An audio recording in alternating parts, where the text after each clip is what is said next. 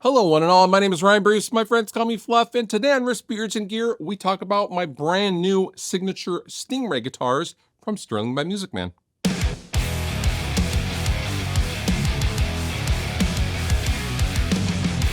So last year, I had two different limited edition Music Man Stingray RS guitars, and those were not inexpensive guitars, and they were also limited.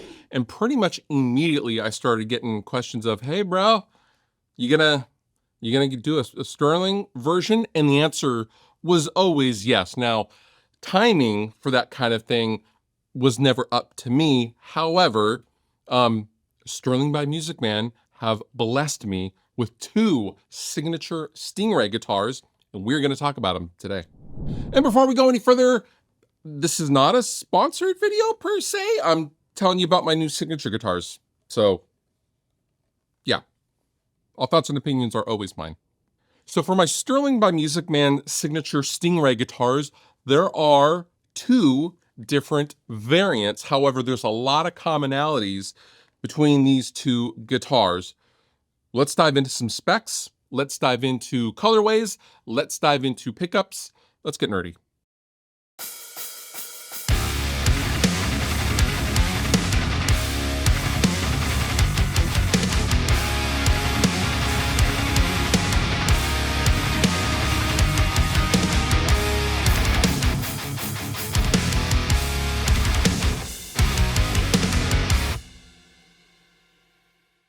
So first and foremost, I think the most obvious guitar to have one of the colorways be is a take on my original Dragged Under Tour guitar, which was the blue sparkle variant, which there was a Music Man version, limited to 50, of that guitar.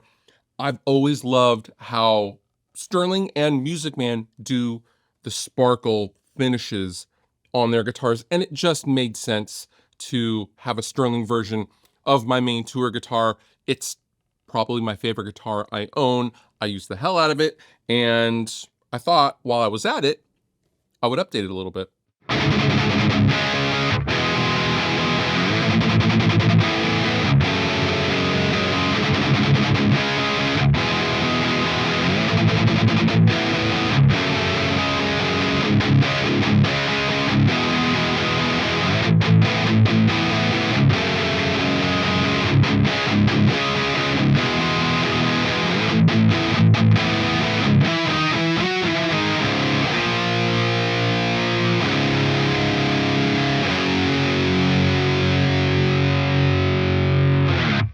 So the colorway of this particular sparkle, I got to name, and I called it Amana Boat Blue. Now you will notice that much like my tour guitar, it has a roasted maple fretboard, it has a roasted maple neck, 25.5-inch scale, single volume control, and of course a 3-way selector switch, which, you need to switch between the pickups, obviously.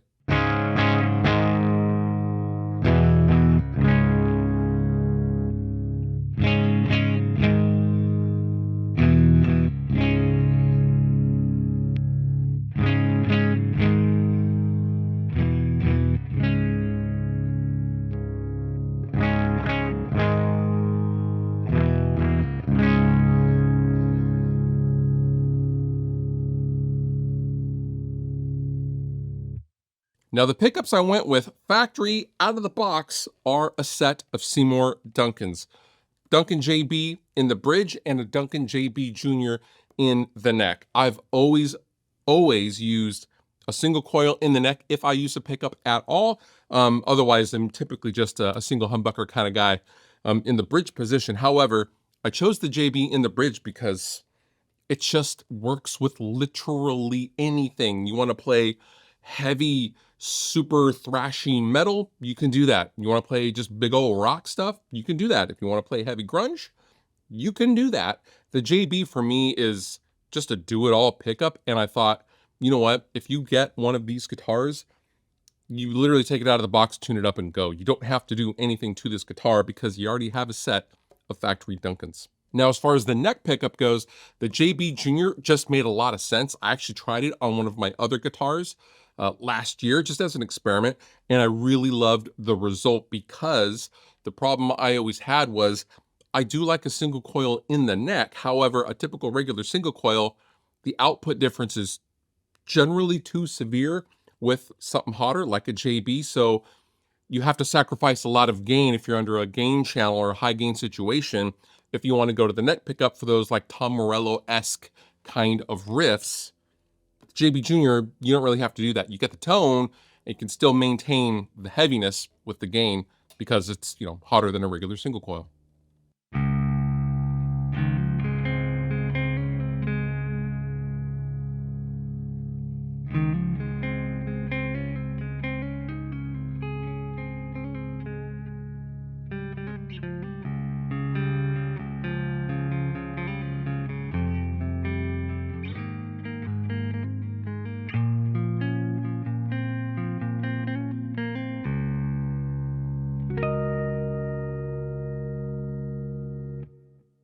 So switching gears, the second colorway I decided to call Rula Thumb Red. And for those of you who know me, I grew up I was a 90s Seattle kid.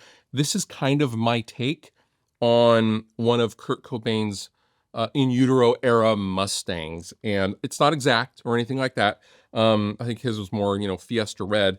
But I did like that colorway of kind of the pinkish salmonish with a white pickguard, but with the black screws. I think it looks a little tougher. It's not chrome hardware, it's black hardware. Again, it just kind of adds and toughens up to that aesthetic. Again, with the JB in the bridge and the JB Jr. in the neck, you will also notice that this guitar has a rosewood fingerboard, which I just think aesthetically looks correct, but also I like rosewood fingerboards. I also love maple fingerboards, so in this instance, I get to have my cake and eat it too.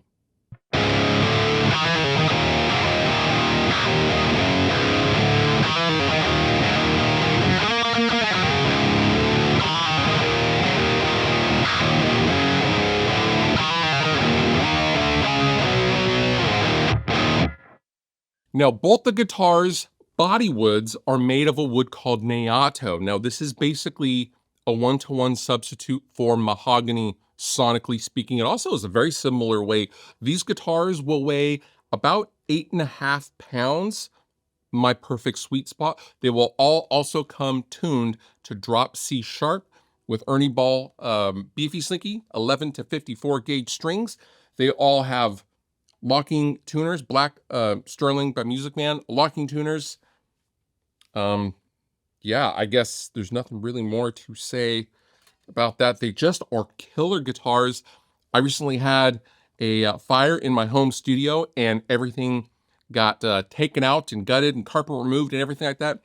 This was the only guitar I've had at my house for the last month and a half, almost 2 months. And I have been heavily relying on it to work and make videos and record stuff. At my kitchen table, this has been such a workhorse. These are incredible guitars, guys, and I am so proud to have my name on a Sterling by Music Man guitar, and I hope you enjoy them as much as I do, because you need to take these out of the box, tune it up, and that's it. You're done. You can get all the tones you want. You don't have to customize it anymore. You're off to the races, and that's what I always wanted in any guitar, really. If you'd like to know more information about either one of my new signature models from Sterling by Music Man, I will link down below in the description. And with that, you've been wonderful. I've been Fluff. Thank you so much for watching. I'll see you next time.